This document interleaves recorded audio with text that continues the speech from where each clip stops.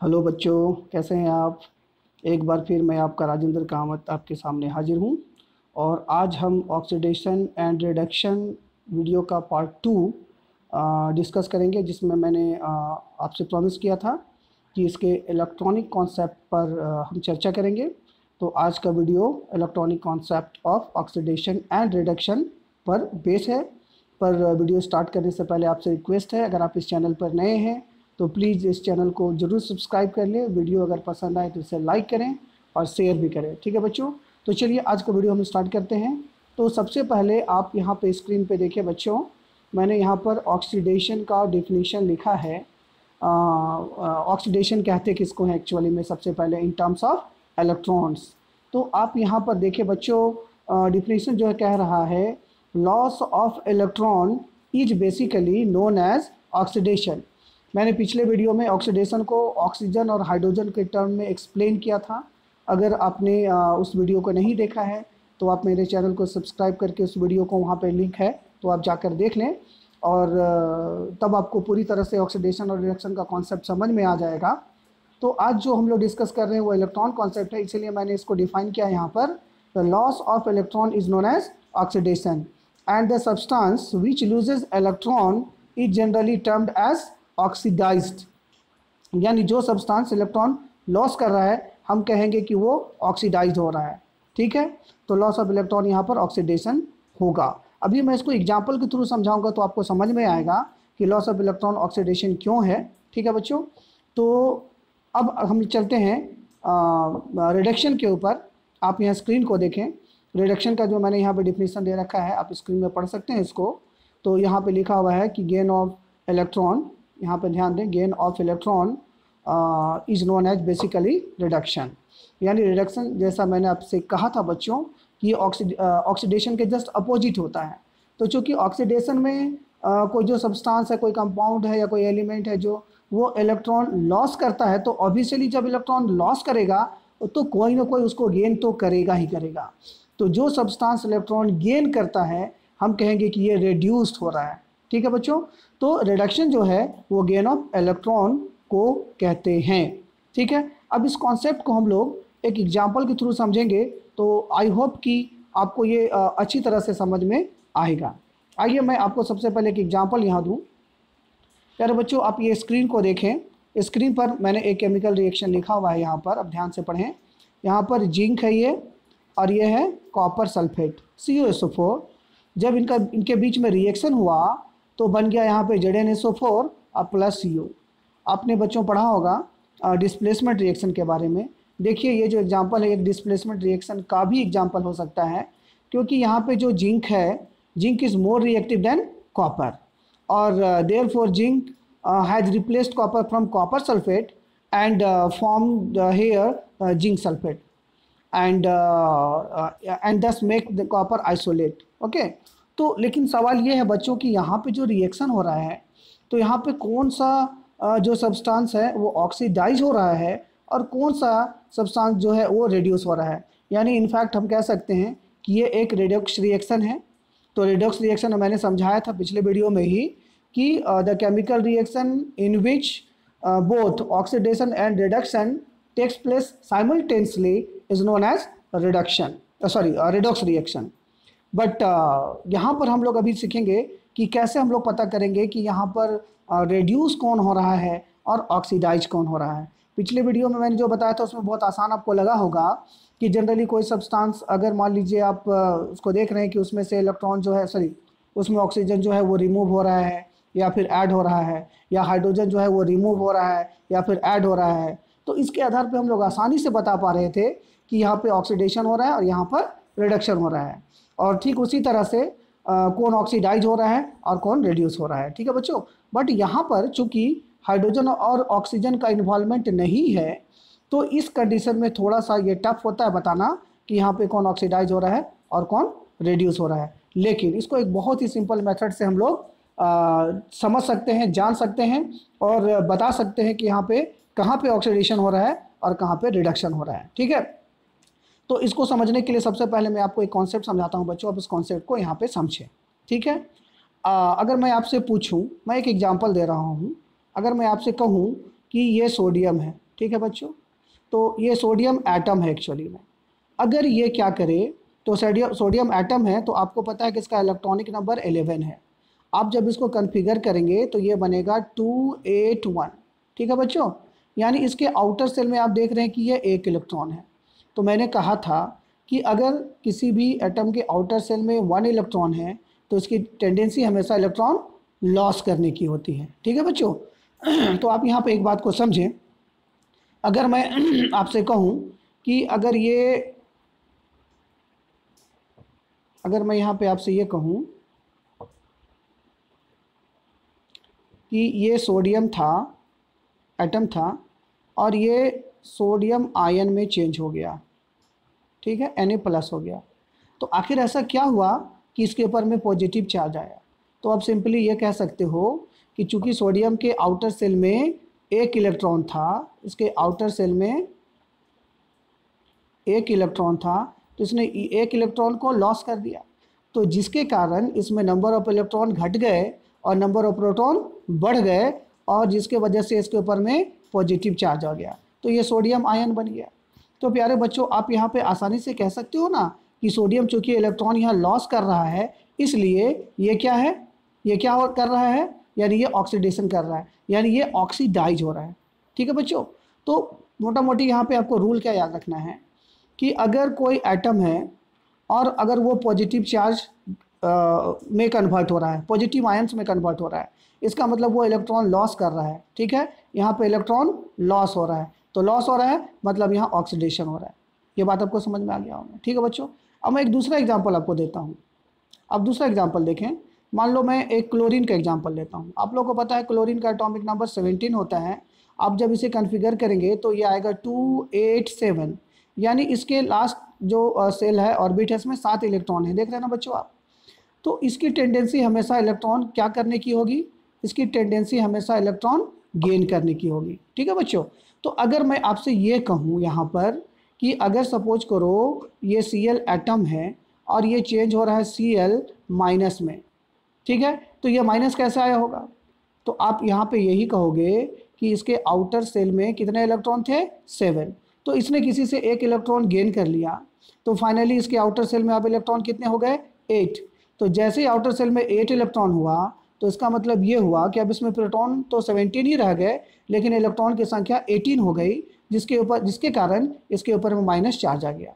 तो minus charge तो तभी जनरेट हो रहा है ना जब कोई एलिमेंट जो है वो इलेक्ट्रॉन गेन कर रहा है। ठीक है बच्चों। तो बेसिकली आप यहाँ पे देख रहे हैं, यहाँ पे आपने क्या सीखा, फिर से मैं आपको रिपीट कर दूँ कि अगर कोई एटम है और वो पॉजिटिव आयन में चेंज हो रहा है, ठीक है, इसका मतलब ये क्या कर रहा है, ये इलेक्ट्रॉन लॉस कर रहा है। तो लॉस कर रहा है, इसका मतलब ये क्या हो रहा है, इसका मतलब यहाँ ये ऑक्सीडाइज हो रहा है। ठीक है बच्चों। और इसी तरह से कोई अगर एटम है और वो नेगेटिव आयन में चेंज हो रहा है, तो इसका मतलब वो क्या कर रहा है, वो यहाँ पर इलेक्ट्रॉन गेन कर रहा है। तो इलेक्ट्रॉन अगर गेन कर रहा है मतलब वो क्या हो रहा है, तो वो रिड्यूस हो रहा है, यानी वो यहाँ पर रिड्यूस्ड हो रहा है। ठीक है बच्चों। तो ये कॉन्सेप्ट आपको समझ में आ गया होगा, उम्मीद करता हूँ। चलिए अब इसको मैं थोड़ा फिर दूसरे जो कंपाउंड है उसके फॉर्म में दिखाता हूँ। बच्चों यहाँ पे ध्यान दो आप, ये कॉपर सल्फेट है, ठीक है, और यहाँ पे केवल कॉपर बचा हुआ है। जब कॉपर सल्फेट का फॉर्मेशन हुआ तो इसका मतलब है कि कॉपर और सल्फेट इन दोनों के बीच में कोई ना कोई एक इलेक्ट्रोस्टैटिक फोर्स होगा, जिसके कारण ये बाउंडेड है। तो बाउंडेड है तो इसका मतलब है कि इस पर पॉजिटिव चार्ज होगा और इस पर नेगेटिव चार्ज होगा, तभी तो दोनों के बीच में एक फोर्स जनरेट हुआ, जिसके कारण कॉपर सल्फेट का फॉर्मेशन हुआ है। ठीक है बच्चों। तो कहने का मतलब क्या है मेरे कहने का मतलब ये है कि अगर ये कंपाउंड है तो इसका मतलब इस पे कॉपर पे पॉजिटिव चार्ज होगा और सल्फर पे नेगेटिव चार्ज होगा। लेकिन जब ये जेडेन यानी जिंक से रिएक्शन किया, तो रिएक्शन होने के बाद आप यहाँ क्या देख रहे हो कि कॉपर यहाँ अकेला हो गया। तो ये कॉपर क्या है बच्चों, ये कॉपर यहाँ एटम है, ठीक है ना, ये कॉपर यहाँ एटम है, लेकिन ये कॉपर यहाँ पे क्या है, ये कॉपर यहाँ पर आयन है। देखो ध्यान देने की बात है बच्चों, यहाँ पर ये आयन से एटम में चेंज हो रहा है। ठीक है, इस कॉन्सेप्ट को यहाँ पे आप समझें कि अगर कोई आयन्स है, अगर कोई आयन है और वो एटम में चेंज हो रहा है, तो आयन को एटम में चेंज होने के लिए यहाँ पर भी इलेक्ट्रॉन का ट्रांसफ़र होना ज़रूरी है। अब ये ट्रांसफ़र किस तरह से होगा, इस चीज़ को मैं समझा रहा हूँ। आप थोड़ा समझने का प्रयास करेंगे तो आई होप कि आपको समझ में आ जाएगा। आप यहाँ ध्यान दें, अगर मैं कहूँ कि ये सोडियम आयन है और हमें इसे चेंज करना है सोडियम एटम में, तो प्यारे बच्चों आप क्या करोगे? तो ऑब्वियसली इसका जो पॉजिटिव साइन है, इस पॉजिटिव साइन को हटाओगे तभी तो ये Na एटम बनेगा। तो पॉजिटिव साइन बनाने के लिए इसको क्या चाहिए? तो इसको नेगेटिव साइन चाहिए। तो ये नेगेटिव साइन का मतलब क्या हो बच्चों, कि इसको इलेक्ट्रॉन गेन करना पड़ेगा। ठीक है, यानी यहाँ पे नियम क्या बना कि अगर कोई आयन है और ये इलेक्ट्रॉन गेन करेगा, सॉरी, अगर ये कोई पॉजिटिव आयन है और ये इलेक्ट्रॉन अगर गेन करेगा तभी फिर ये एटम में चेंज हो पाएगा। तो पॉजिटिव आयन अगर एटम में चेंज हो रहा है तो इसका मतलब प्यारे बच्चों यहाँ पे क्या हो रहा है? तो यहाँ पे हो रहा है रिडक्शन, क्योंकि मैंने कहा ना अभी कि gain of electron is known as reduction. ठीक है, फिर से मेरी बात को सुन लें, अगर कोई पॉजिटिव आयन एटम में चेंज हो रहा है तो इसका मतलब वो इलेक्ट्रॉन गेन कर रहा है, इसका मतलब वहाँ रिडक्शन हो रहा है। ठीक है, ठीक इसके अपोजिट अगर मैं क्लोरीन का एग्जांपल लूँ, यहाँ क्लोरीन नेगेटिव आयन में है और इसको हमको क्लोरीन एटम में चेंज करना है। ठीक है बच्चों, तो ये जो माइनस का साइन है, इस माइनस साइन को हटाने के लिए यानी इसको एक प्लस साइन चाहिए होगा। ठीक है, तो पॉजिटिव साइन कब आएगा? जब ये इलेक्ट्रॉन को लॉस करेगा तभी तो पॉजिटिव आएगा। ठीक है, तो अगर क्लोरीन आयन को क्लोरीन एटम में चेंज होना है तो इसे क्या करना होगा बच्चों? इसे इलेक्ट्रॉन लॉस करना होगा। तो अगर ये इलेक्ट्रॉन लॉस करता है तो लॉस ऑफ इलेक्ट्रॉन क्या कहलाता है बच्चों? तो वो कहलाता है ऑक्सीडेशन। ठीक है, बात समझ में आ गया होगा आपको। चलिए इसको मैं फिर से एक बार आपको समझा दूं। यहाँ पे आप ध्यान दें प्यारे बच्चों, जो मैं बात यहाँ पे आपको समझाना चाह रहा हूँ, मैं फिर से एग्जांपल दे रहा हूँ, यहाँ ध्यान से आप देखें।